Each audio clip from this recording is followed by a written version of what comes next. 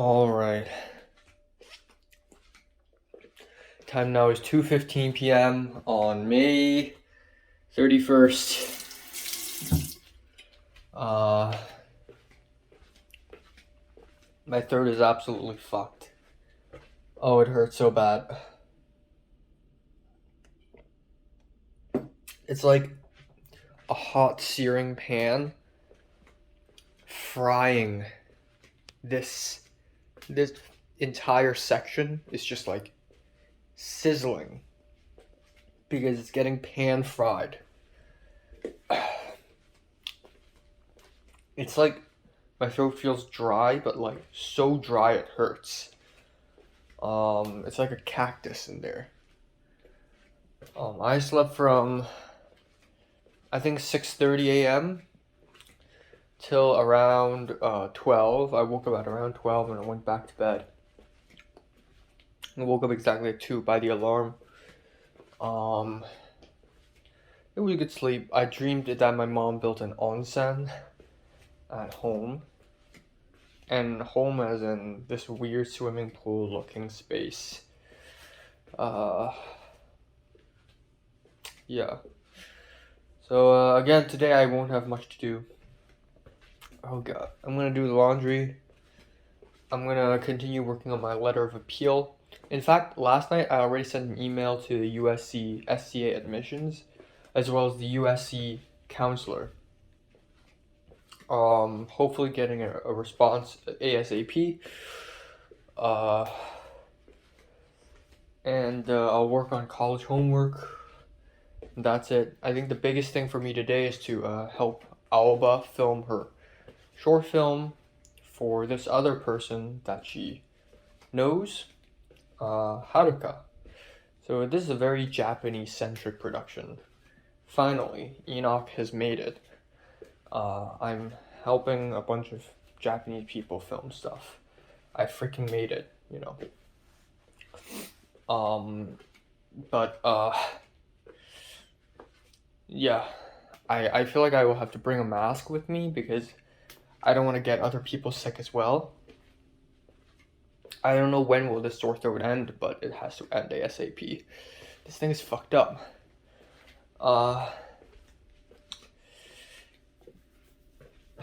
Yeah. I hope it ends like tomorrow and then no more sore throat. Continue filming, okay? Because this is not good. This is really bad. It's not as bad as the hands, foot, mouth disease sore throat, but it's still really bad. Yeah. I don't know. Not much else. Hopefully I'll go to bed even earlier. I also took a melatonin pill last night. I don't think it made a difference because at around 5 a.m. I started getting tired already. I'm gonna take another pill tonight. And hopefully I go to bed at around 4.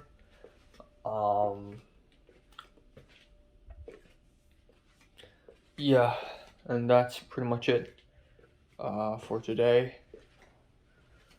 Again, Leslie. You know, back last year I would think of Pepper every day. Now that I'm thinking about it, I don't know why would I think of this girl every day because this girl's so basic. But now I'm thinking about Leslie every day, and I don't know. It'll take some time for me to move on. Again, it's just confusing. Like, why would she suddenly change her mind? Why would she treat me like shit, you know? Why would she do that? I really don't know. I guess the world is just full of mysteries. And if I were to be emotionally on top of it, instead of begging her to, you know, treat me nice, you know, begging an 18-year-old child to, you know, give me more hugs and whatever, maybe I should just, like, get over it, okay? You're treating me like shit suddenly. I'm confused. I'm gonna ask why. I did ask why. I did. Why are you so mean? She refuses to respond. Well, I guess I have nothing to do but to move on to another person. And if she truly cares for me, then she will, you know, want me to go back If she doesn't, then she doesn't. Then I won't go back to her, and that just proves that she doesn't care about me. Yesterday, I told Michelle that I have a sore throat. Michelle's like, oh, come on, drink some water, relax, make yourself some tea or whatever. And Michelle cares about me. I wish Leslie would do the same. Imagine if I tell Michelle, if I tell Leslie and like my throat is sore, Leslie would be like, sure, come on, have some, empathy, for once, have some sympathy for once, yeah. So, and Michelle says she's surprised that Leslie said yes. So there's something special going on that night. And then since that night, ever since then, it's just like not like that anymore. So yeah. I don't know. I just can't wait to get a haircut by the end of this shoot and just like I want to fuck everything. I want to wear lipsticks and wear nail polish, like have like, color my nails and like put a choke hold around my neck, wear earrings and just pop off and just become another person essentially. I can't wait to literally just adopt a new personality at the end of the shoot. The professors and the students will see me and they're gonna think, damn, like this shoot was so bad that this guy developed a new persona. So, yeah, that's pretty much it for today. Tomorrow, I think I'll go to Ralph's. A lot of the food in my fridge are just expired, stinky, inedible. So yeah, I'll go to Ralph's. Yeah.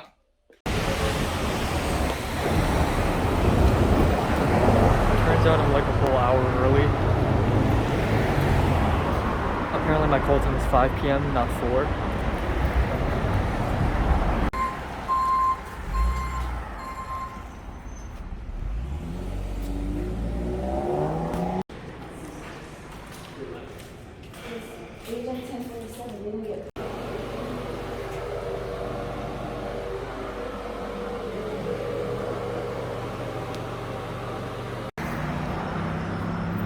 Alright, so apparently the call time is like 7 p.m. now, so I'm just gonna go back home, I guess. That was Carly over there. Bruh. And do you have extra SD card? We're gonna have to make sure we're matching. Yeah. I wouldn't say settings, but like. Yeah.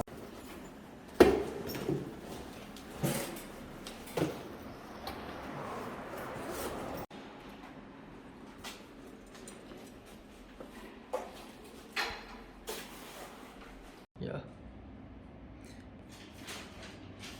Anyway. So we're doing this in black and white, and I almost lost my shit at it.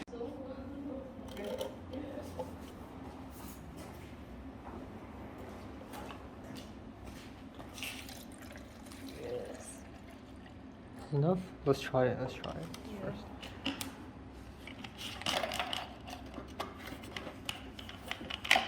Do you have the alarm here in this area? That's a smaller thing.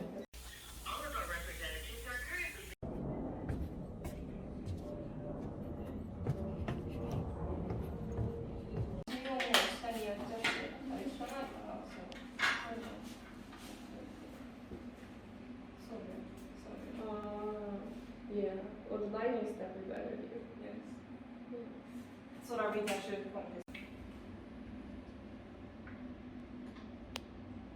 Really like the counting and then Did you get one? Yeah, I'm getting this one. Okay. Oh, I should get one. okay.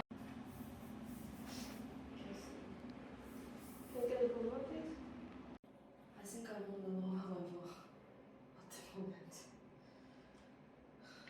Copy that. So it's at the moment.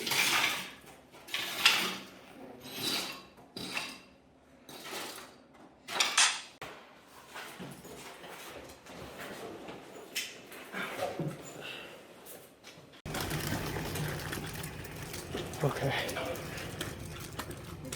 Thank you for chasing them down. It's 5:44 a.m. I'm cooking curry rice with beef and onions while the sun is rising. It's dinner time, folks. Yee-hee.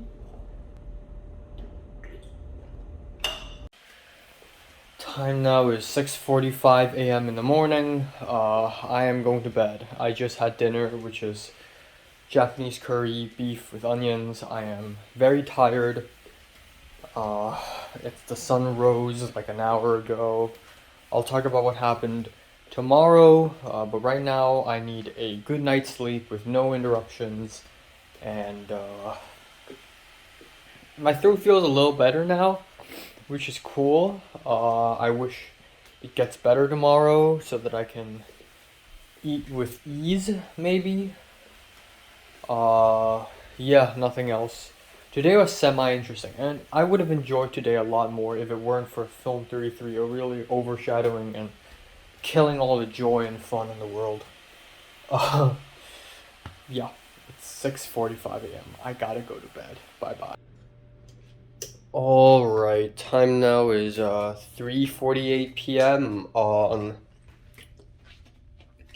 June 1st.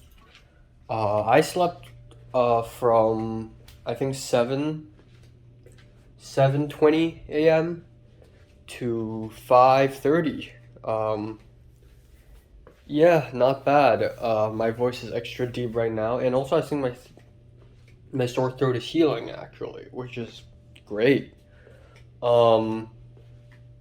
Yeah, goddamn, I've never had such a deep voice before. So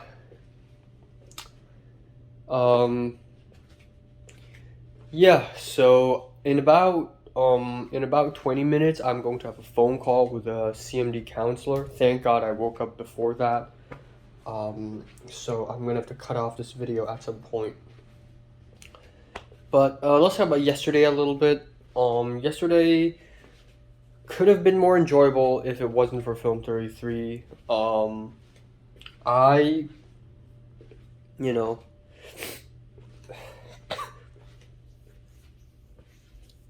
I thought the call time to Owlbuzz shoot was 4 p.m. So at around 3:10, I just packed up and I left. And I went to frigging somewhere near CMD. And I was there and I looked at the phone to realize that I'm like the earliest one there because call time is actually 5 p.m. So I just stood outside the apartment and listened to music for like half an hour. And I was going to text one of the PAs and ask him, hey, I'm here already. And the moment I did that, suddenly a young adult Japanese woman and a young adult half Japanese man, apparently he's also half Brazilian, showed up and immediately saw me and was like, hi, hey. So, you know, they could immediately tell I'm part of the shoot. Turns out they are Haruka and Yu. And they said I'm early, and I said, they took me to the garage where we'll be shooting. And since I'm early as hell, Yu decided to take me upstairs to the apartment, to his apartment actually. And wow, this is a very large apartment. Actually, it is larger than my apartment in Hong Kong. And it is almost like it has a hallway and everything. And it's like a strictly Japanese apartment. So I arrived upstairs and it's a really cozy little apartment with a couple of middle-aged, I wouldn't say not middle-aged, a couple of older, more mature Japanese moms.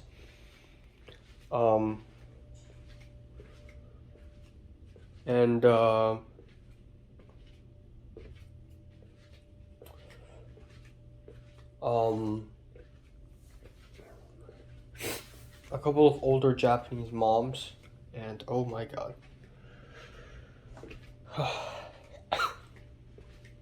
And you know, and some other people are in there. I sat down beside the table. They offered me a seat and offered me some food. I said I'm fine because at that point I'm very sick.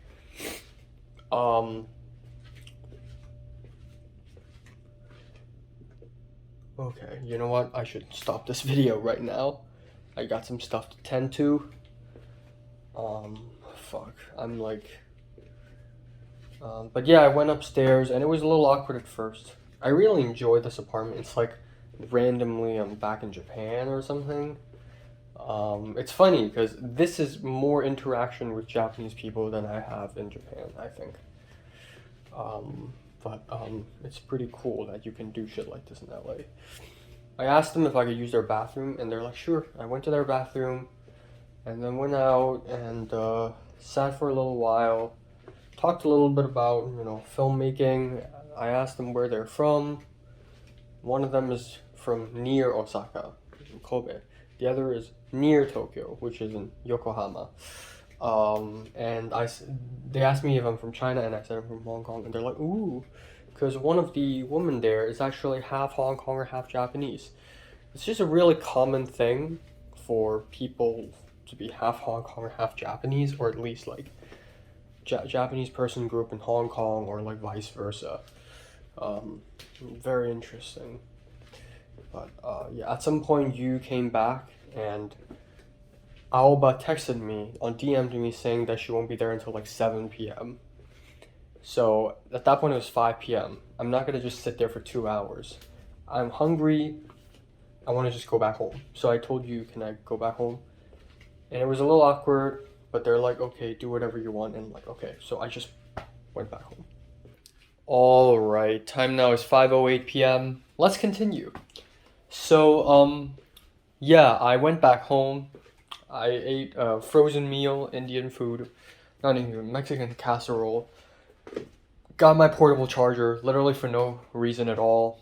Came back and went back to the house all over again. And I'm back again. And first things first, right beside the road on the pavement, Cat showed up. Cat out of all people. Cat the Wise. I'm gonna refer to her as Cat the Wise.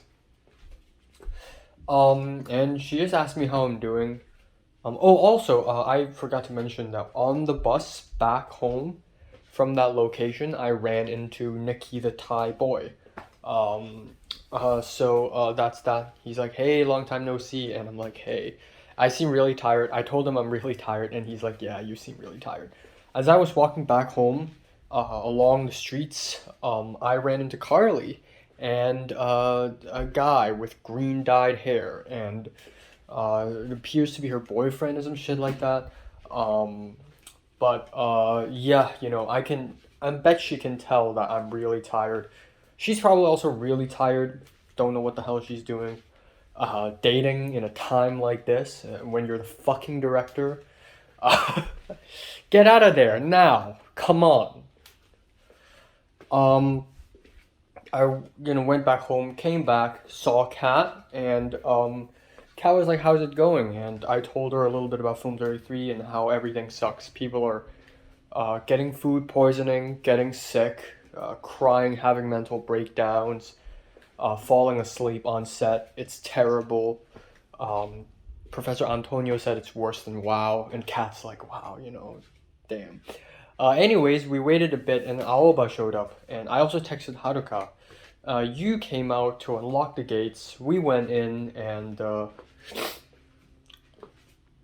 we went in, and we started the shoot.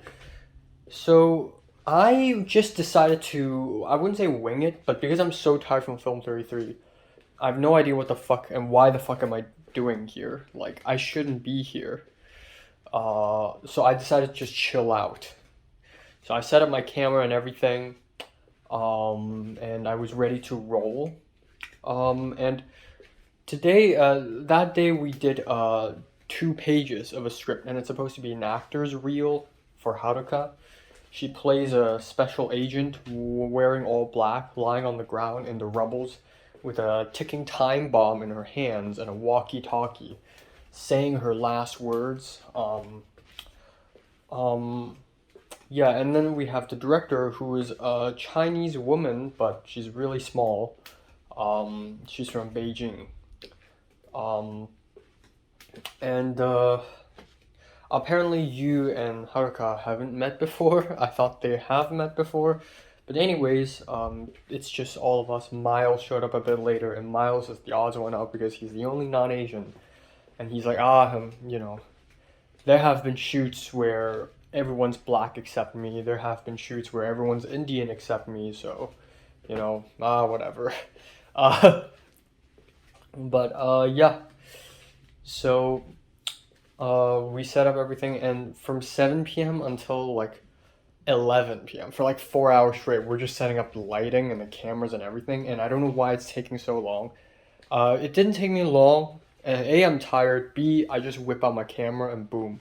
But then there are all these complications like the production design, the fog machine, the two lights that Aoba has, which is a 300 and a 600, the color temperature blue gels, and then the whole thing with the gimbal not working, balancing, cam A, cam B, because Miles have a camera as well. Yeah, and the base plate for the tripod has a second screw that is stuck. And that screw fucked up my camera. That screw scratched the golden ring around my camera near the lens. And I was pretty upset. I found out about it at around 4 a.m. by the end of the shoot, and I was pretty upset about it. But I didn't show that I was upset, but I'm pretty upset about it. I guess if there's one good thing about that, it would be it's barely noticeable because it's at the very bottom side of the golden ring. And also it's you know, so now if I confuse my own camera with someone else, which shouldn't be the case, I'm always with my camera, at least I can look at the golden ring. That scratch, that's my camera. But yeah, that's so stupid. And also my lens are all messed up. Like, they're not super messed up, but the front element is like dirty, messed up. There's dust everywhere. It's not very great. But I'm still happy with my two lenses. I think they're gorgeous, gorgeous lenses. Anyways,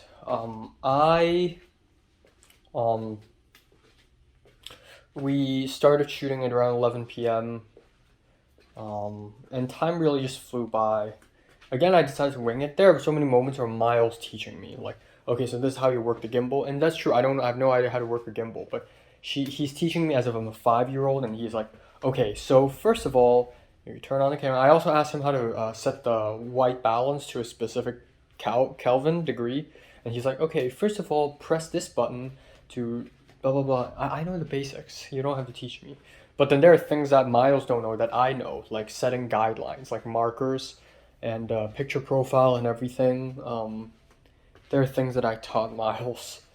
And in general, so neither Haruka or you know anything about filmmaking, but the director apparently graduated from NIFA, which is a pretty bad film school. But even so, she knows the basics. And it's great to know that right now my level of expertise in film production can match hers.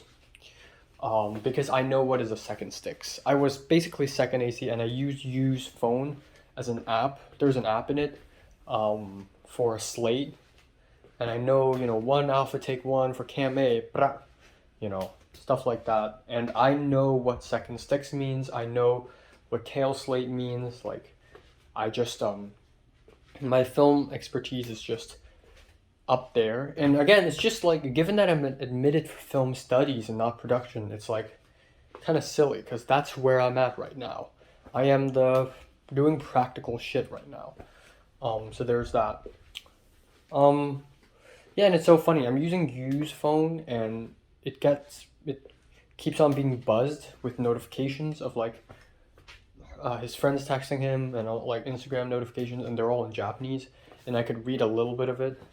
I really like that I've come to a point where I have to hold someone else's phone and it keeps getting notifications in a different language, and I'm reading it a little bit. At some point earlier, you and Aoba spoke in Japanese, and I could overhear them, and I could understand like maybe 5% of what they're saying. And essentially, you asked Aoba like, what is her plan? And Aoba is like, oh, I want to be a DP gaffer.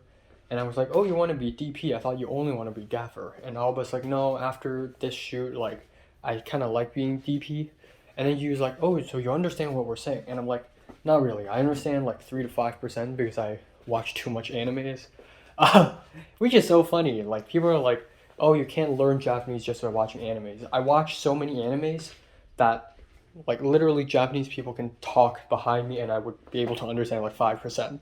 Like, that's like how strong I am linguistically. So, yeah, that's really hilarious.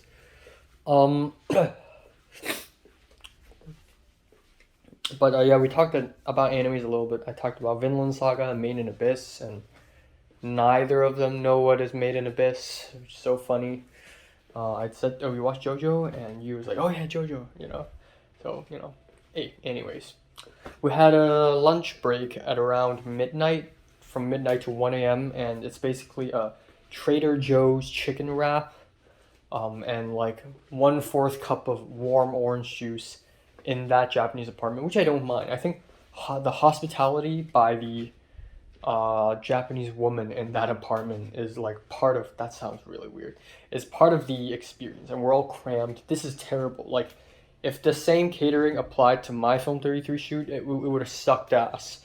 And Trader Joe's wraps, I literally ate half of a wrap like a couple days ago on the set of Ends and Meats. Yeah. Yeah, essentially, there's that, and I had a good talk with people. I like how, part of the reason why I like going to sets is just to get to know people. Like, just by working for John L., I got so many more Instagram follows and so many more connections from the USC because of this whole thing. And that's pretty nice. Oh god, storage space. But anyways, we continued to shoot, and Aoba planned like 6-7 shots, which are totally unnecessary, for a 2-minute screenplay. 2-page screenplay, 1 actor. Honestly, if I was the director, 1 shot, boom, we're done. And we'll perfect that shot. Like 3 shots max, but Aoba planned like 6 shots, which is really unnecessary, but whatever. So we did almost all of those shots. Close-up, medium close-up, an insert, blah, blah, blah, blah, blah. And then finally we're done. And by the time we're done, it's like 4 a.m. Yeah, after that, I just want to go home. I'm still hungry because I didn't eat jack shit yesterday. So I went back home, and Miles dropped me off. And they plan to go to get boba or Starbucks. I'm like, bruh. Like, I would love to join, but A, I'm too tired. B, it's like 5 a.m. Are none of you sleepy? And Aoba's like, no, I'm not sleepy. For some reason, I'm really energetic. Also, yesterday is the first time I had a glimpse of Aoba's personal life. She says she can't go back to Japan because she hates the society there. Apparently, she worked in Lawson for 3 months, and they gave her, like, these rules. Like, you have to wear a ponytail, you can't wear nail polish, you can't dye your hair, blah, blah, blah, blah, blah. And she just thought it's really frustrating. So it's pretty interesting. And she had to say, "Irashaimase," like every single time someone walks in. It's like, bruh, did that person even tell me that when I went to that Lawson in Takasaki? But, I totally get it. So, yeah, it's pretty interesting. But yeah, at the end, they left. Miles drove me to my place at around 5 a.m. I immediately cooked myself beef, onion, curry, and went to bed at like 7:20 a.m., which is fucked up. I planned to go to bed at 4, did not. Let's hope I go to bed at 3 a.m. tonight. Yeah, they went off to Starbucks, and then they went off to the beach and watched the sunrise. I wish I had the energy to do that. I just don't. So there's that. I'm gonna call my mom now. Good days. Just got back from Ralph's. This is what I got. I forgot the alcohol wipes. God damn it. Got orange juice, sausages, super expensive carne asada for some reason, smoked pork chops, canola oil, I got toilet paper, because, of course. I got some cookies here as well. Raisin and oatmeal. I got some powdered greens. A couple apples. A couple broccoli. And yogurt. Alright, time now is 12:35 after midnight. Let's wrap it up. I just finished quote-unquote dinner, which is more like a lunch for me, which is a bowl of rice, bok choy, cabbage, garlic, mushroom, fried carne asada beef. Pretty nice meal, honestly, but I'm sick as fuck right now. My sore throat is actually fine. I don't feel much of it, but it still feels heated, and I have running nose and a little coughing now. It's like, I feel like I have fever without the fever, you know? I feel like I have fever without the drowsiness. Like my throat still feels stuck. But anyways, let's talk about today a little bit, because holy shit, today is a crazy day. Aside from going to Ralph's, really, right off the bat in the morning, a lot of shit happened already. We have Benny and Birkin calling me and me missing both calls. Birkin asked me to update the availability list, and then Benny called me to talk about the changes in plans. So apparently tomorrow we're not filming in Torrance. Tomorrow we are filming at the church in East LA because the church has a mass on Saturday, which means that we can't film on Saturday. It has to be tomorrow. So I immediately emailed the woman who I've been speaking to from the Torrance government to tell her to change the permit hours from tomorrow, Friday, 11 a.m. to 11 p.m. to Saturday, 8 a.m. to 8 p.m., not 11 to 11 for some fucking reason. And I told Benny, why not 11 to 11? I thought those scenes are nighttime scenes. And Benny said, well, somebody changed their minds. And I asked who changed it, and Benny's like, I don't know. So it became daytime scenes. Either way, this means that tomorrow I'll have to wake up at 5:45 fucking a.m. I went to bed at 7:30 last night. How do I wake up at 5:45 a.m. tomorrow? I don't know. I'm gonna take 2 melatonin pills later. Hopefully I go to bed at 3 a.m. so that at least I get maybe a couple hours of sleep. But holy shit. Anyways. Now this is where the problem really begins. Now before I get into that, let's talk about the counselor. So at 4 p.m., the CMD counselor called me, the woman that Michelle suggested to me. And I had about 35 to 40 minute long phone call conversation with her, and wow, it's quite helpful.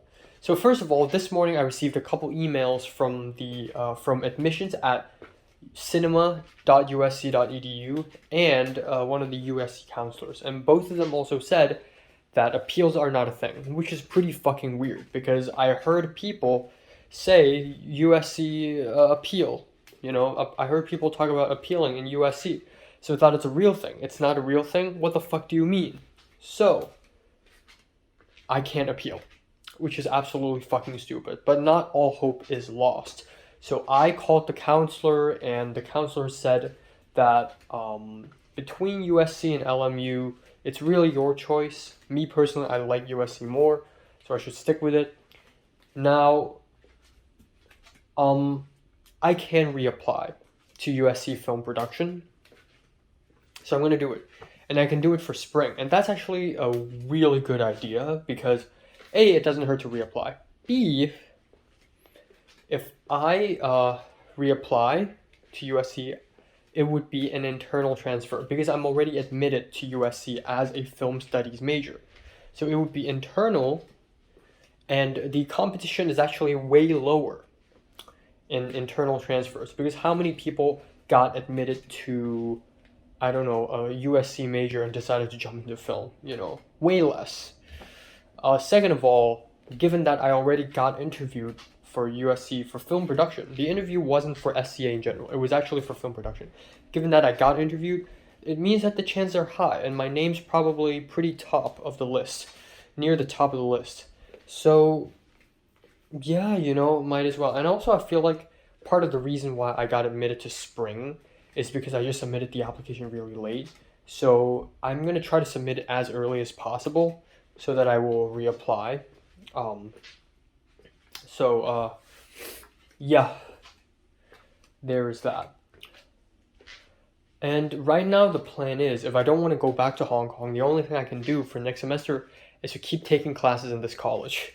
Holy shit, I know, 3.5 years in this college. Kind of ridiculous.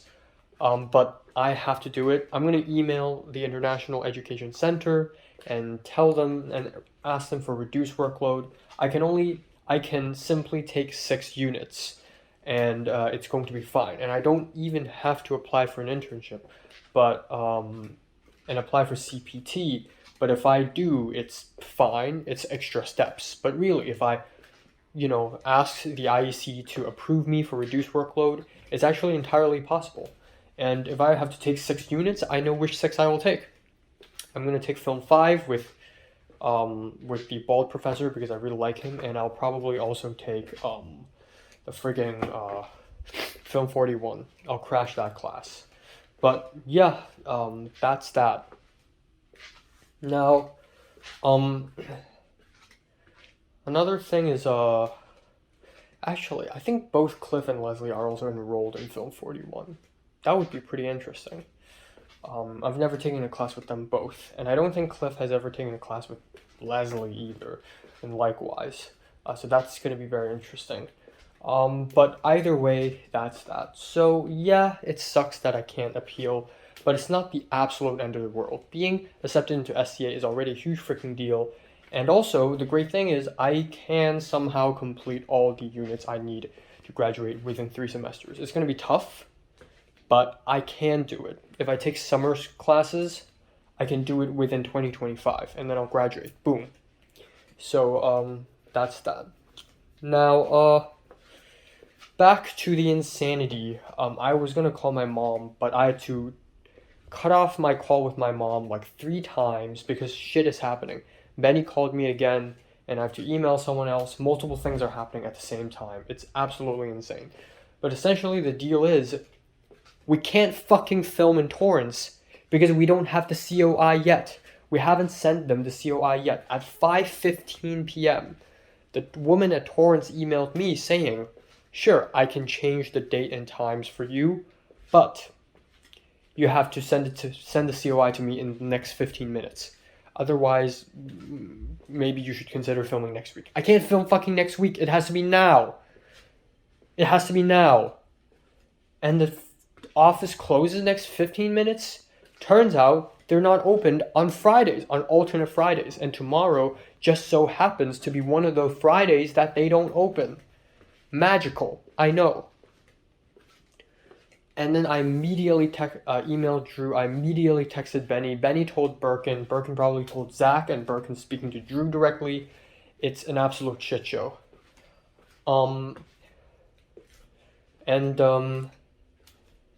Yeah, I don't know what to do. This is terrible. This is fucking terrible. We may not ever film in Torrance this Saturday because of this issue.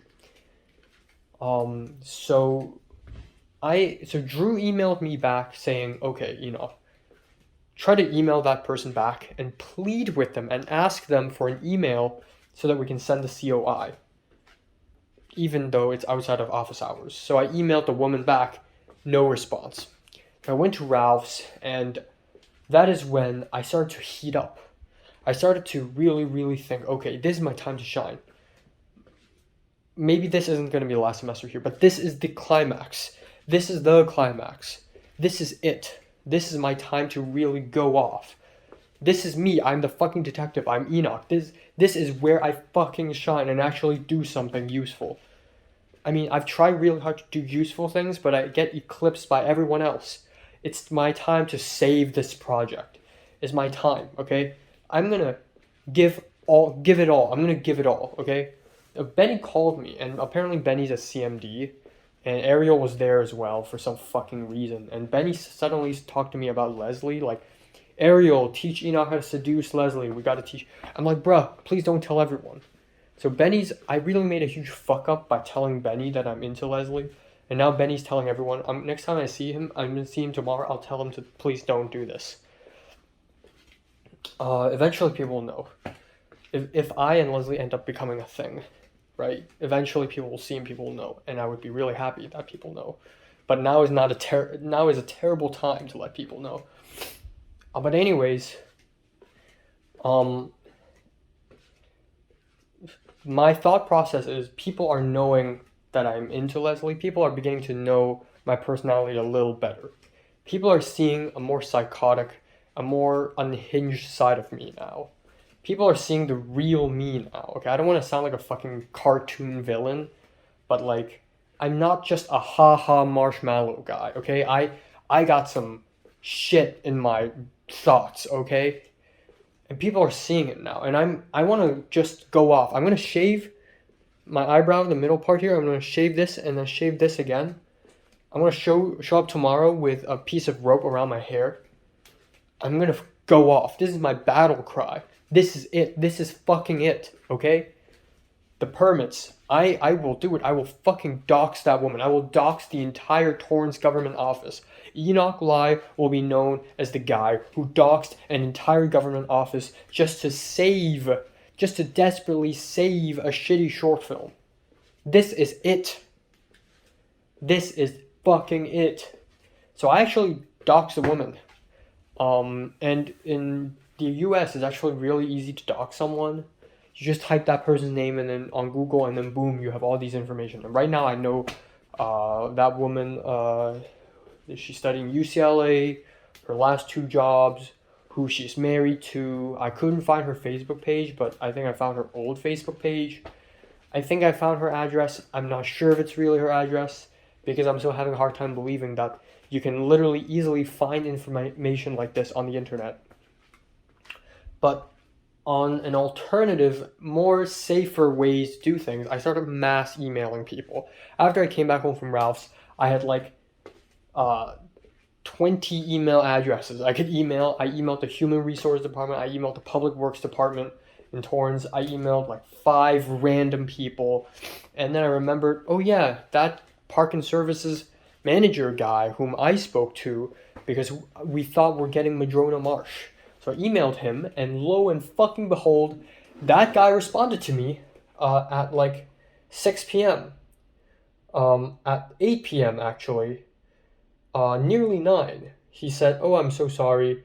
We're completely closed on the weekend, and I do not have any access to anyone there. Bruh. And then he said, are you filming somewhere else? If so, where and when? So I, explained this address this time. And then he asked me if I'm working with another woman, and he asked me if he should email her. So literally on my last fucking straw here, I said, okay, it would be greatly appreciated. Once I get the COI, you just forward it to that woman, whoever that woman is, however she's connected to the special events and filming office. I just need to infiltrate that fucking office so that I can send a COI there. So that's my plan. I immediately emailed Drew this, and Drew was like, excellent job. And that was like 10 p.m. Drew was like, excellent job, I'll get the COI ready. And right now the COI isn't even ready yet.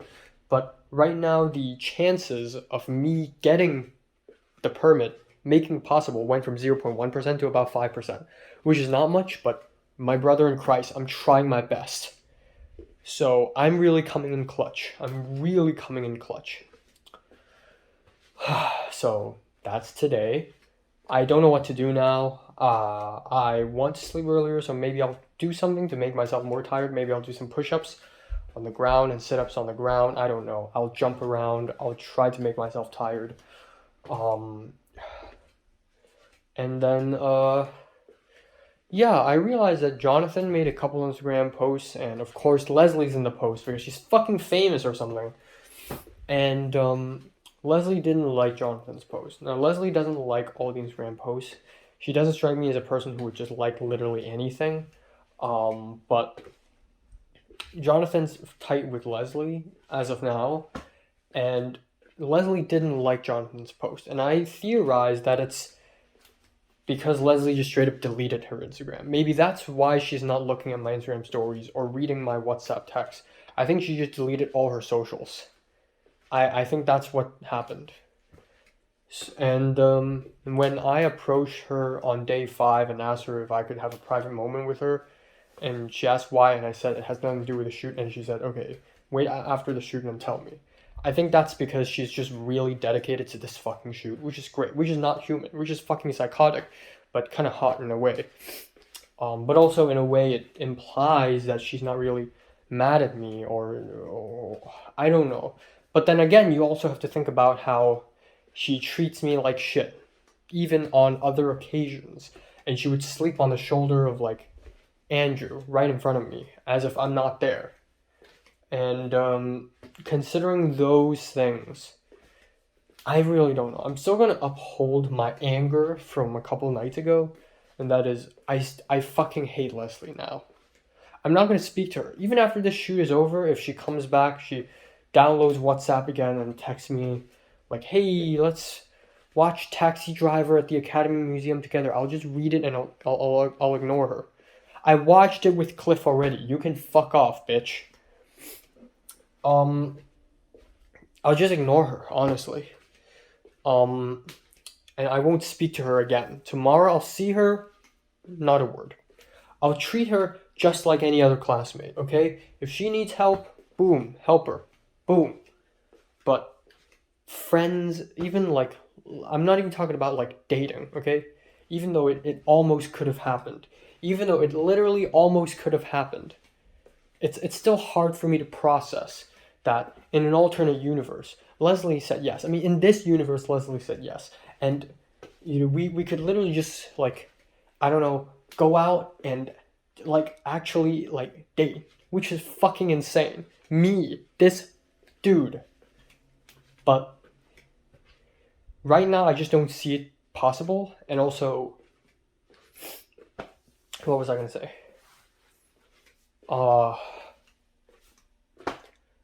Just, you know, fuck off. You know, I won't talk to her anymore. I won't talk to her. I won't speak to her. None. And I'm gonna act like a fucking menace from now on. Again, I'll shave slits in my eyebrows. I'll act crazed. I'm gonna have 2 hours of sleep tonight. It's gonna be amazing. I'm gonna look like a zombie tomorrow, screaming at the phone, hopefully. I want to scare people. I want people to be scared of me for once and know that I'm not just a marshmallow guy, okay? Partially to impress Leslie, because I want Leslie to remember that, hey, I'm not your average dude bro, okay? But also, fuck you, you know? You think you can just play with my feelings and crush me around like that? Like, fuck off, okay? So, yeah. Oh god. I may go to Target tomorrow after the shoot, because I am in desperate need of alcohol wipes. But yeah, that's pretty much it for today. That's pretty much it. Not much else. Again, it's just really crazy to me that, you know, I and Leslie could be dating. And the thing is, people always expect, I feel like people would be fairly impressed if they learned that Leslie said yes to my confession, because Leslie is the kind of person who just hates everyone and thinks everyone's stupid.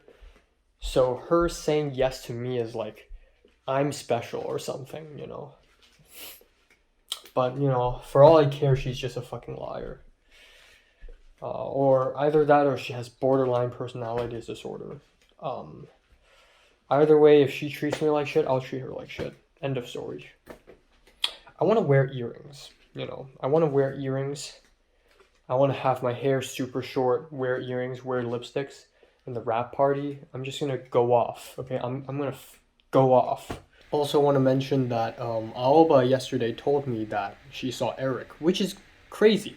I thought Eric's sick and had a sore throat and is tired as fuck from the shoot, but on Wednesday morning, Eric still showed up to photo 1.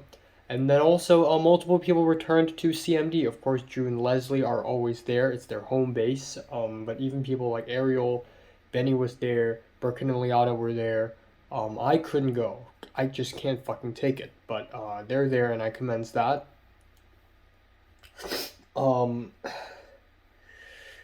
Yeah, and also Alba told me yesterday that she, Potter, Pepper, and Lily are planning to go for a photo shoot on Saturday, just to go around, go to Venice Beach and take a bunch of photos, and Alba asked me if I can join. It's weird that Potter and Pepper didn't ask me, and it's Alba who asked me, but I can't, unfortunately. I got the fucking Film 33.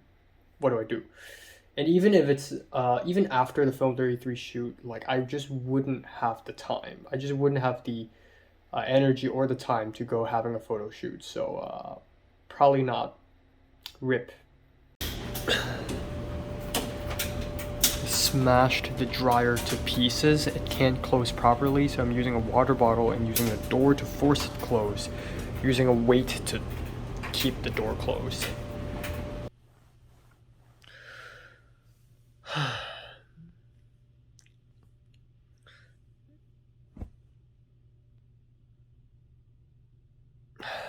Fuck. Alright, time now is 5:52 a.m. on June 2nd. It is day 6 of the shooting days. Day 6. I slept from 3:40 a.m. to 5:45. That's about 2 hours. I feel like shit. I also have a little slit here now, so that's very cool. Thank you. Before I went to bed, I took 2 melatonin pills, and I think it worked because I pretty much fell asleep immediately. It worked pretty well, actually. I don't know if it's because I'm just tired or is it just the pills. But it induces drowsiness. Worked. It actually worked. But now I feel like garbage. I feel like garbage now.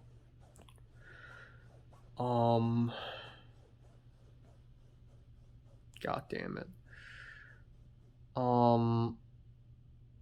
Yeah, so hopefully I can fall asleep on set today at the church. I don't know where can I do that, but I will find a way. Hopefully I get the COI today and, you know, send it over to this parking services guy who seems to have a plan. Man with a plan. Oh my god. I'm so tired. Yeah, I felt like I didn't sleep at all. It was like I fell asleep and then boom, I wake up by the alarm and it's already 5:45, which really sucks.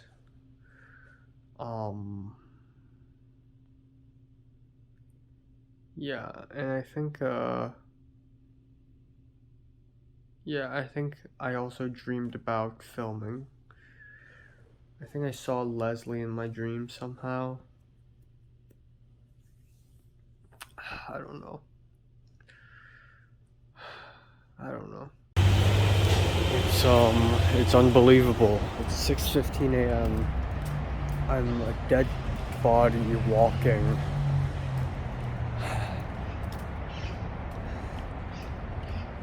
Can't believe it.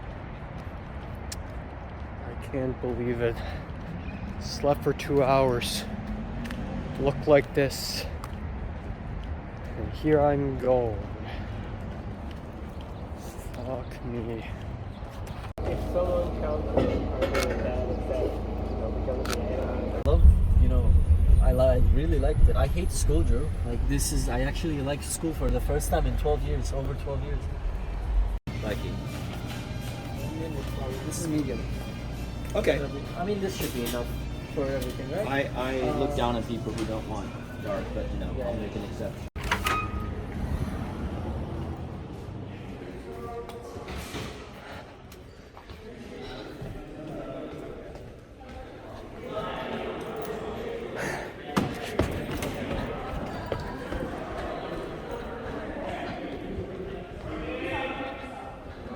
Can you do this too?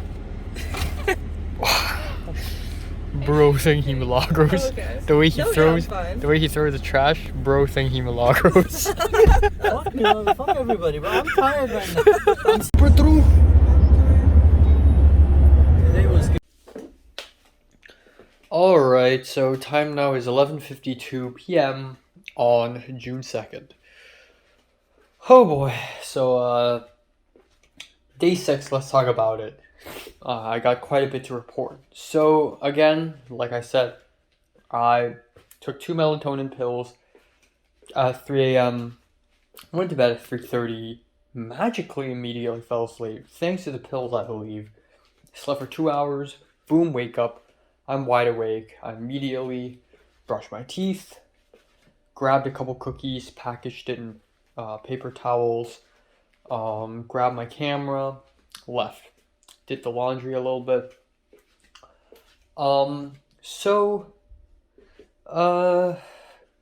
Yeah, I was a little late. I had to wait for the bus for a little while. I had to arrive at the CMD at 6:30. I ended up arriving at around 6:40, and the call time for the church is 7:30. And of course, when I arrived, I thought everyone would be there.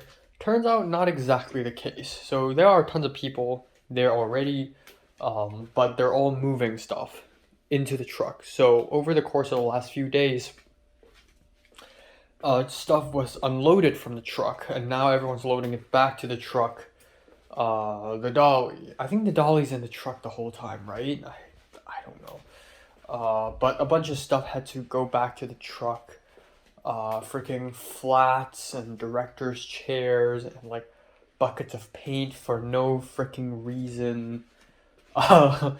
Just weird thing like bounce boards or whatever.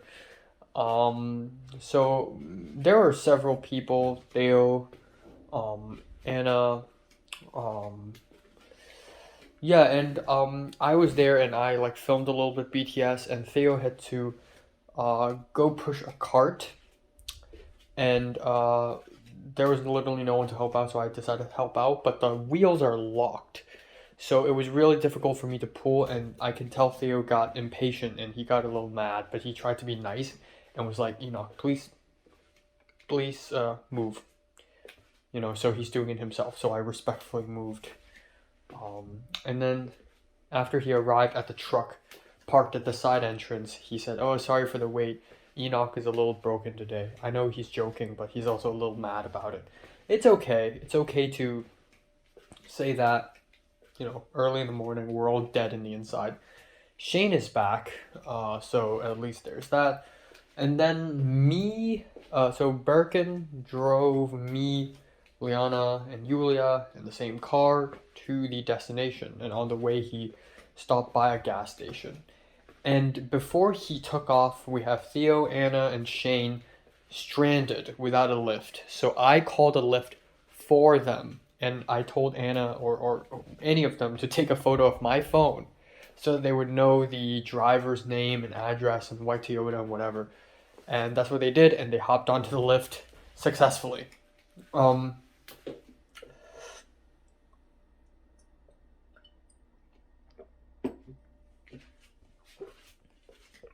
Yeah, and so we all got late. We all arrived at the church at around 7:50, but it's okay because we have like 12 hours to ourselves to film like 2 scenes. That's the opening scene and the ending scene, and so we're way loose on schedule. But even so, we still managed to almost run out of time. Because even though we have to ourselves 7:30 a.m. to 7:30 p.m., in actuality, we must stop filming at 6 because the woman who manages the church have to leave by 5, and we paid her to stay 1 more hour and 6 until 6, and that is a hard leave. So we must leave the church at 6 and pack up everything and load everything back to the truck at 7:30. So I guess the first big surprise is that Jaden, Trinity, Ava, and Liam returned. What the fuck? I thought they're gone from the entire shoot. I told Shane that they're gone from the entire shoot, but they have returned. Turns out they said that Professor Cuccio personally wrote an email to them asking them to come back, which is kind of crazy, kind of scary, and they don't want to get into details, and I understand that, but I, as the detective, want to dig deeper, so I asked questions like, oh, so did Cuccio tell you, like, what exactly you're going to be doing here? I asked Liam that, and Liam's like, no, Cuccio just asked us to come back. So that's really odd. And then, another thing is what's going on in the camera department today. So from 7:30 to around 10 p.m., we basically walked around, unloaded the truck, and did nothing, and prepared the crane shot and rehearsed the crane shot. And we spent a lot of time setting up the crane and everything, and yeah, we had Nick at the helm operating the crane. And it's a pretty impressive shot, and it's the first time I've ever worked on a project where a crane is being used. So that's kind of fun. And then after that, there's a funeral being held at the church at around 10, so we have to stop filming around that time. And then at around 1, we would have lunchtime, and then after lunch, we have the scenes inside the church, which is actually a scene 1, where the main character walks along the pews in the church and reach a Virgin Mary and then walk into the confessions. And that took like half a day for some reason. There are like 6-7 setups for that. It's pretty wild. But yeah, it's interesting to me today because unlike Frank's house, we're filming at a church and we really have no idea where to sit around and wait. So what ended up happening is there's a empty spot on the left side and the right side of the church. On the left side, it's completely bare into the sky, so we have to set up a tent. And then on the right side, there are already tents and some benches, but not a lot. So we don't have a lot of space to work with. So it's unlike CMD where you have a whole sound stage and you got chairs. It's unlike Frank's house where you got so many rooms, where you got the green room where you can just sit down and rest. It's not like that at all. So it's a little challenging, and I low-key regret bringing both my backpack and my camera bag at the same time because I'm carrying them both at the same time all the time, and it's getting really annoying. Plus the fact that I'm using a lens hood for my Sigma lens, finally, because I really don't like it when people, and myself included, accidentally touch the front element of the lens. So that's that.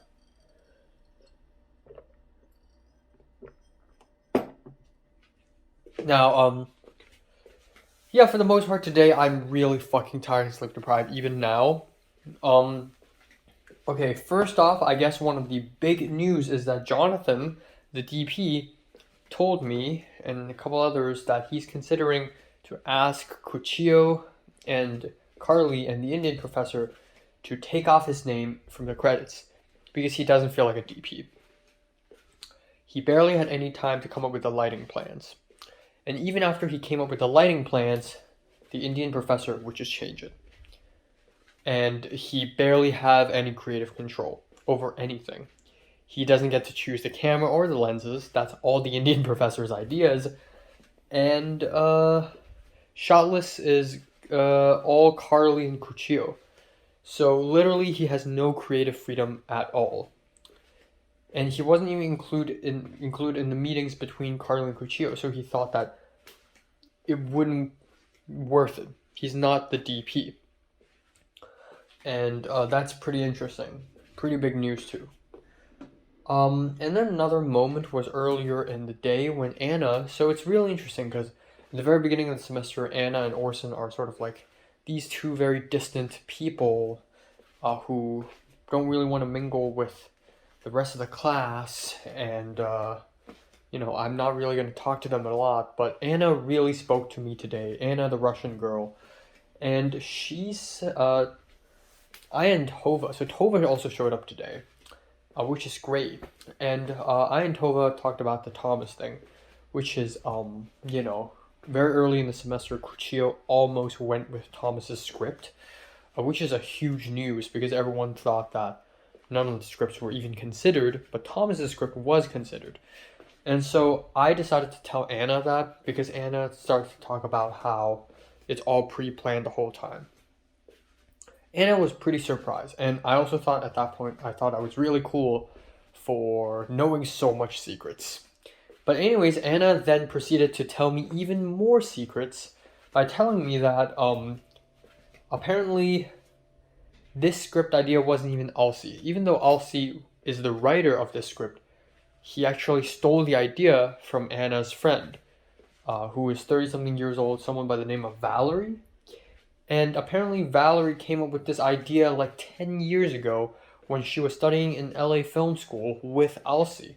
And this idea is apparently inspired by a book, which is about the Chilean Revolution, and it won the Pulitzer Prize. So it somehow became, instead of Chile, it became Mexico, and Alcy took it and made it, very, college-y, and it became this script, and it's really shitty and very silly. So that's very interesting. That's a very shocking news to me. And then I guess another gigantic news, and probably the biggest one, is my continued conversation with Benny. So one of the goals of me today is to tell Benny to shut the fuck up and not tell anyone about my crush on Leslie. So I pulled Benny aside, and for some reason, I guess Benny has never seen me serious, and also I guess Benny's just really tries his very best to avoid confrontation, but the dude got nervous. The dude's taller than me, he has more riz than me, he has had sex before, I haven't, yet I made the guy nervous. I went up to him and I was like, okay, how many people have you told that I have a crush on Leslie? And he's like, just a few, and I'm like, you told Bree? And he's like, sorry about that. And I said, you told Ariel? And he said, I'm sorry about that. And I said, please, please, please don't tell anyone else. And he's like, okay, I promise. Like, the dude got nervous. And then I asked him, so what happened? So apparently, the big news is that yesterday, Benny straight up walked up to Leslie in CMD, I presume, and asked Leslie, what's going on between you and Enoch? What the actual fuck? That's a terrible idea. And Leslie actually responded saying, oh, Enoch spent a whole hour confessing his love to me. And right now it's just, I'm really busy with everything. And also, he's not really my type. What the fuck? That's a huge issue. Leslie told him the truth real easily. She's such a terrible secret keeper. And that, threatens me. Thank God it's Benny. I mean, not thank God it's Benny. Benny's a terrible secret keeper as well. But, thank God I can handle Benny. What if it's someone else, I don't know, Zach or something? That would be fucked up. What if it's, Liam or something? Second of all, he's not my type. So, the girl fucking lied to me. The girl lied to me. So, on May 20th, and I told Leslie, I don't think I'm your type. Leslie's like, I don't think so. Meaning that maybe you're my type. We'll have to work it out. And also, she doesn't think in types, She thinks that she can like me. But I guess she actually changed her mind. She either lied to me straight to my face, or she just changed her mind, because suddenly I'm not her type. And that was really fucking disheartening. And then after that, I was basically kind of fucking depressed for about a couple hours or so. I just sat down and I didn't want to take behind the scenes photos. I didn't want to focus on anything else. We were on this flat land, bare into the sky, and everything was kind of a mess. The crafty was a mess, and I sat on an apple box, and I just didn't feel really good. And I started laughing. I was like delirious because I basically gave up. And again, like, I know I overthink a lot, but thoughts started to rush into my head. Like, okay, first of all, to begin with, before May 20th, I already expected Leslie to turn me down. So right now, it feels bad, but really it isn't that bad because it's all according to my imagination than what I predicted, which is Leslie would turn me down. And also, again, this is what I expected, okay. And also I keep thinking, what if she did mean it when she said that I might be her type? It's just that immediately the next day I saw her, it was the Shane Black event, and I acted kind of goofy, and I disappointed Leslie and made her fall out of love, or at least like me way less because of it. But either way, it's really saddening. And then I and Benny talked a little more. He was gone for a while to get a boom pole. He came back. We talked a little more, and I told Benny about how... And now I'm just telling Benny shit, like personal shit. Because A, I don't really care anymore. B, might as well. So I told Benny about how I told Leslie that I like girls who play rough and aggressive, and she played rough and aggressive with me, and she probably derived some pleasure from that, and I probably derived some pleasure from that. The time she grabbed me by the waist and whispered to me to get Simon out of the set. And Benny was pretty, like, surprised by that statement, like, ooh, okay, you and Leslie, okay. And then Benny started to think, okay, you know, if I were you, I would still have a little hope. Benny still insists that Leslie's just a lesbian, but Benny said maybe she's just playing hard to get. You never know. And so my ultimate conclusion of the day is, I don't want to fucking care. Because every time I see Leslie, every time I learn something new about her, it's just, okay, she fucking hates me now. Okay, she dislikes me now. Okay, never mind, I think she likes me. Okay, I think we're getting better. Never mind, she hates me again. Never mind, she likes me again. Boom, boom, boom, boom. And it just complicates every single fucking time. So I don't want to think about her anymore. And I overthink. I overanalyze things. So I just really want to get my mind off of her. So throughout the whole day today, I straight up ignored her ass. So I wore a little rope thing around my neck throughout the day. And sometimes I would tie it on my forehead like it's a bandana, but it's just a rope. And for aesthetic purposes, but also because I'm suicidal and I want to choke myself or some stupid fashion statement like that. So I wrapped it around my forehead, and Leslie saw it, and as she walked past, she pulled the little knot in the back of my head. And I saw her, and I just didn't react. I just looked at her like this. And then she just walked away. That was my first interaction with her today. So now even my interactions with her are extremely limited. It's so fucking stupid. I confessed to the girl. She hugged me, gave me a head pat, and now we're barely talking to each other, and I'm willingly not talking to her to add on to the irony. And then at some point before lunch, or I think after lunch, I walked down the stairs in the back entrance of the church, and not really stairs, like a slope, and she said, yo, and I ignored her. I tried my best to not even look at her, to not even have eye contact with her. And then at the very, very, very end of the day, she randomly yelled my name, Enoch, Enoch. Are they playing Come and See at the Aero Theater tonight? And I was very tired and delirious at that point. I was like, yeah. And I just ignored her. And then I think at the very end, when we came back to CMD, I was pushing a rolly chair out of the building, and she ran into me, and she's like, wow, you look like you're dead. And I didn't respond to that either.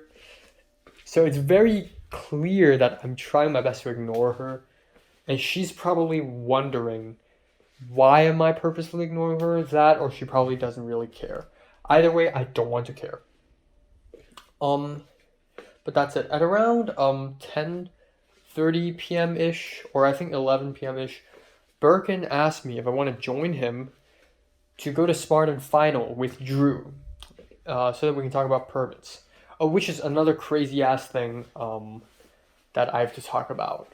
Okay, fast forward. Earlier, when I was in CMD, I saw Leslie, and her hairstyle. I like her monster girl hairstyle, but today her hairstyle is very tidy and neat, and she had like 2 hair clips, and it's just not really like her. She looks like Kobeni in Chainsaw Man, and that's so not her type at all. She's a monster girl. She's an aggressive, tomboyish girl. Like, what the fuck is this hairdo, bro? She can do better than this. I don't know which is worse, the Kobeni cut or the Julianne Moore cut, but either way, her without ponytail, like just coming out like emo, that's the best. This, I don't know what the fuck this is, okay? You gotta up your game, Leslie. But anyways, in the morning I saw Drew and I asked Drew, hey, so do we have a COI yet? And Drew's like, nope, we still gotta hope for the best. But in the morning, the Park Services manager of Torrance emailed me again.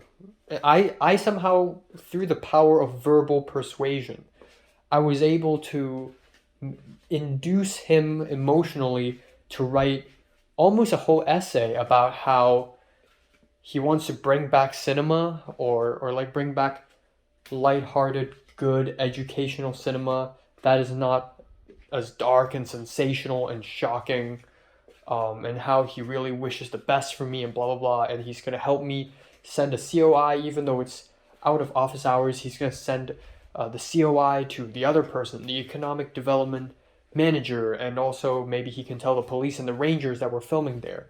Like, I somehow managed to make that person write that email. Holy shit. So after we arrived at the location, very shortly, Drew tapped me on the shoulder and was like, hey, the COI just came. And I'm like, oh. So I was like dead and tired, and I was like lit up. And I immediately checked my phone. Drew sent me the COI, immediately downloaded the PDF, immediately sent the Park Service manager that PDF.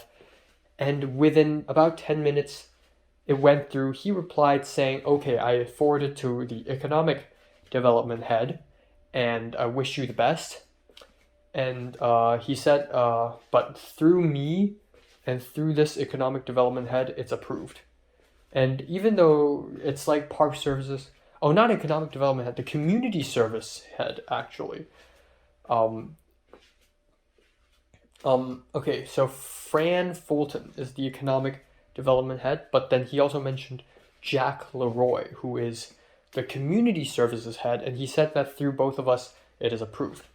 And even though I don't know if this is legit approval or not, but according to Benny, if there's the word approval, and if they have received COI, then we should be good. And Drew explained to both me and Benny what COI really means. COI basically means that whatever happens to that city of Torrance, our college will cover it, our insurance. Which means that as long as they have received it, it doesn't matter who received it, as long as somebody in the government office receive it, they now, in their hands, have a proof that we are willing to cover them. Our insurance is willing to cover them.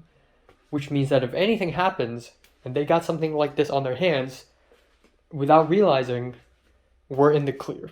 So, it's a done deal. So, holy fucking shit, I just saved it. I just saved this short film. I did it myself. Benny didn't handle the Torrance at all.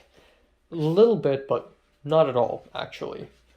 Like, he did message Alina, one of the staff there, that we're not filming Madrona Marsh, but 99% of the time, I made the account. I sent the emails.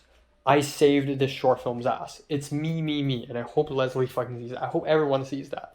I fucking saved this short film. I'm finally doing some producer work. That actually matters, so that's amazing. Anyways, me, Birkin, Drew went to Smart & Final. I was in a car, and Birkin had this hilarious conversation with Drew about asking him about being in the Navy and navigating submarines. Birkin asked Drew if he had like what did he do? Like, are there any wars that he had to fight in?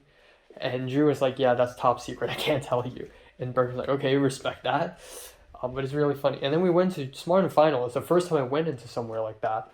And Birkin was adding so much stuff onto the cart.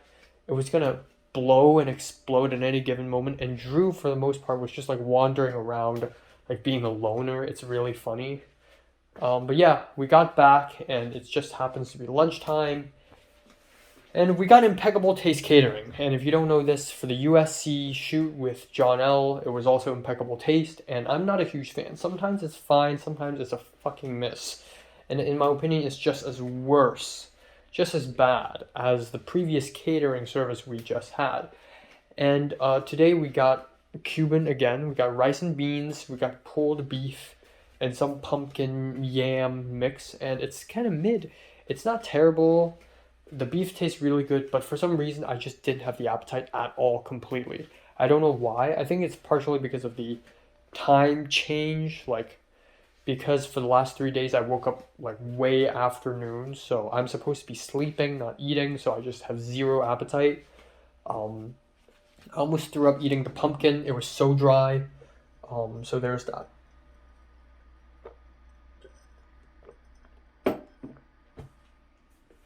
But yeah, I sat at the side of the bench. I sat beside, to my left, to my right, it's Benny and then Ariel. To my left, it is Gustavo and then Jonathan. Leslie joined like at the very, very, very end. I had no energy. I was upset because of what Leslie said. And I just sat there with my sorry fucking plate of food. And I just started eating, and it was the most ugly, pathetic lunch eating I've ever done.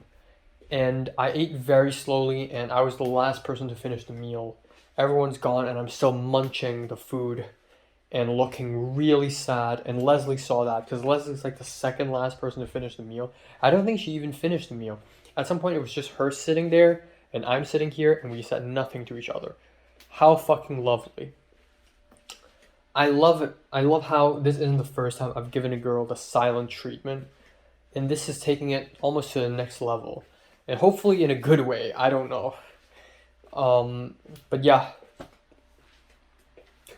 Anyways, a little bit before lunch though, something really interesting happened. So me, Benny, and Tova, we sat together and we started talking. And Benny and Tova are really tight, actually. They're really tight friends. But Benny revealed that he needs some dating advice because apparently he thinks Ariel is into him and he's low-key into Ariel, which is kind of a conflict of interest because Red is into Ariel. So that's really funny. But he asked Ariel, he straight up asked Ariel,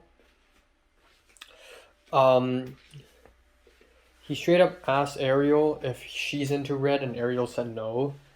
So that's that. And so now it's getting pretty interesting because I'm into Leslie and he's into Ariel, sorta.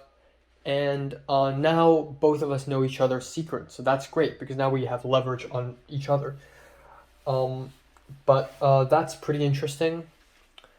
But even so, I believe my love for Leslie is way deeper and way more emotional than like whatever this Ariel newcomer is. Like, so there's that.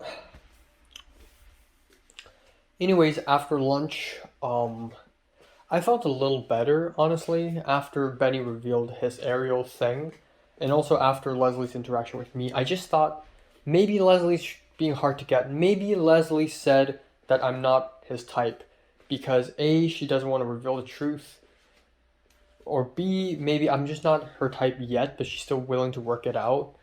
But then maybe it's true that she changed her mind. I really don't fucking know. And I really don't want to know. I don't want to care anymore. In fact, after this shoot, if Leslie reinstalls her socials again and whatever, and gets in contact with me, I'll fucking ignore her. I'll ghost her. Because I truly don't care and I don't want to care anymore. I'll ghost her for at least a week. So, yeah, you know, I really don't want to care. And I'm so ready to move on. I still love her so much. And that feeling really sucks. I still love her so much. I still think about all the great things we can do together. And I still see a future where we would really, like, you know, visit each other's apartments. I would cook for her and, like, we would have nice talk, but it's never going to be like that anymore. Even if we actually start dating miraculously, because of what happened in the last week, it's forever going to be scarred. Like, I will never treat her the same anymore. So that really sucks. And honestly, right now, I think the greatest chance is that I won't be with her at all completely in the summer. I'll just leave her alone. She'll leave me alone. She'll be alone, and she'll be fine being alone. I'll be alone. I'm not fine, but I don't care anymore because I'm so used to being alone. And then maybe in USC, I'll find someone interesting. Hopefully. And we'll move on from there. That's totally okay. That's sad, but it's whatever.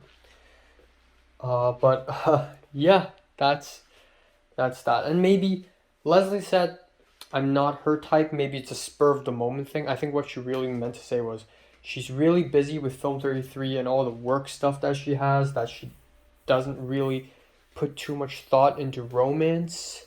So maybe she will be into me, but right now she's too focused on everything else. So maybe after all this is done, maybe she'll be into me. I don't know. Again, I just try my best not to think about this shit anymore. I'm so done with Leslie. I love seeing her. I love hearing her voice, but also it hurts. It really hurts. So it's so frustrating. So it's best if I just take a break from her after all this. And my right foot toe is hurting again. The infection is not over. That fucking sucks. Yeah, and then the next big news came, and that is apparently I overheard Birkin and Jonathan's conversation, and that is Gustavo and Leslie are fighting because Leslie, the 18-year-old girl from China, is being really toxic and abusive against a 29-year-old Brazilian dude. And I heard Jonathan saying, okay, Gustavo is 29 years old. Like, he should understand. And then I asked Jonathan, like, what's going on? And Jonathan's like, yeah, let's not mention it. It's going to be resolved really fast. And I'm like, okay. Of course it's not okay. I'm going to straight up walk up to Gustavo and ask him how he's doing. So I walked up to Gustavo, and he was on a break or something. And I was like, how's it going? Like, is it tough? And he's like, it's not going well. And I'm like, haha, as expected. And I asked him what's going on. And he just said, your friend Leslie is being really mean to me. She's like, oh, do this, do that. And she's being really condescending. And I actually secretly filmed it and caught that on tape as well, which is fucking insane of me to do. But hey, detective. Fucking detective. And then I just straight up told Gustavo, hey, I said some things to her. Maybe I said something wrong, but I think she's mean to me right now as well. So, we're in the same boat. And she's like, and Gustavo was like, yeah, why do nice people get the shit all the time? And I'm like, I don't know, but good luck. So that's pretty wild. But as expected, Leslie is a bitch. I also told Tova about Leslie because I have to at some point.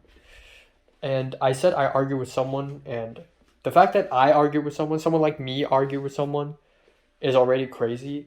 But the fact that the person I argued with is Leslie is just fucking wild. It's like playing with fire. It's like me, a piece of paper, playing with fire, which really made me sound stupid. But it's kind of like that, and it's just really wild. So that is that. Now, I did go into the church and film stuff, BTS stuff. Also, during the crane shot, Kuchio kept on asking me to be on set to film BTS stuff. I already filmed so much of it. It's so fucking stupid. Yeah, at the very end, I was really tired. I still feel a little sick, but a lot better now. But still kind of sick. And the real oomph moment happened right at the very end when everyone was loading the stuff back onto the truck. And I wanted to act heroic for once and help move stuff, not for once. I do this all the time. And at some point I got frustrated, because I had to move a crafty table with Birkin, and it was really heavy. I'm a really weak man. I slept for 2 hours. I can't move jack shit. And Birkin's like, come on, you gotta go to gym. And I said, I slept for 2 hours. And Birkin's like, I slept for 3 hours and I worked all day yesterday. You have no excuse. You really need to hit the gym, bro. So at the end, I helped move something really heavy. I helped move a very heavy lens box, which was very frustrating, and I grunted and moaned, but I made it from the church to the ground. And then me and this crazy explosion hair Brazilian guy, Alex, helped move this crate, which is insanely heavy because there's a light in it. And I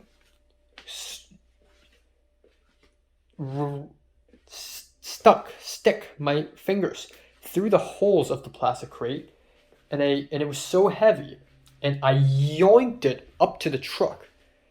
And when I did that,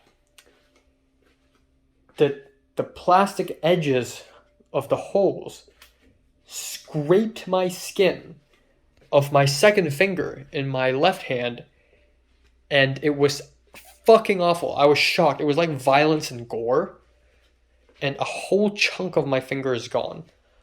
Like, it's been a while since I've had a wound this deep. I think it's been almost a year since I've had a wound this deep, which is saying something. Like, I don't get hurt often.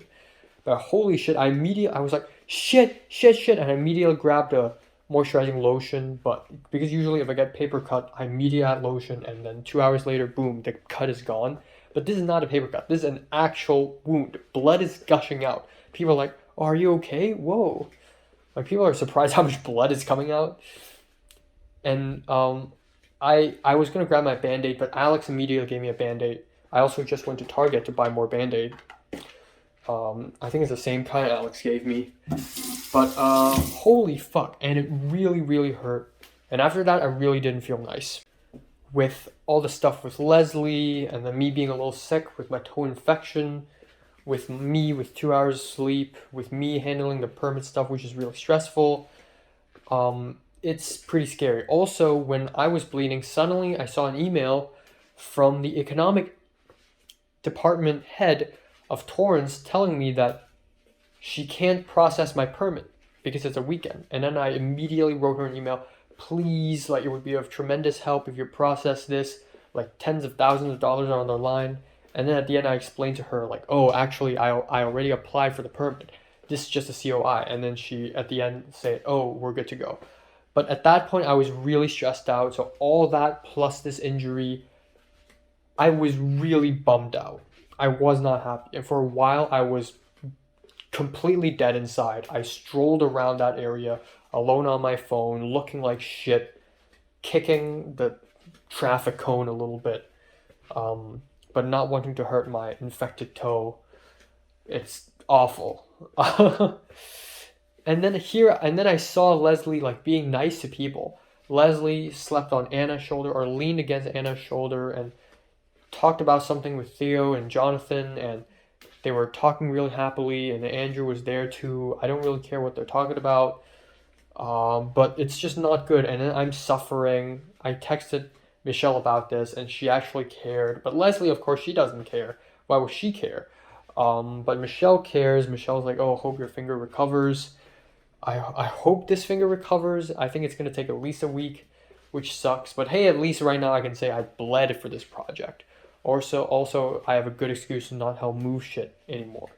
But yeah, that really, really fucking sucked. So at the end, Birkin drove me, Liana, Yulia, Ariel back to CMD, and I helped move a bunch of Apple boxes back to the soundstage. And I also ran into Cliff. Actually, in the very morning, I ran into Justin and Hansu, the Korean guy. But I ran into Cliff, and I spoke with him after moving the Apple boxes. But since I can't find a rolly cart, I use a rolly chair.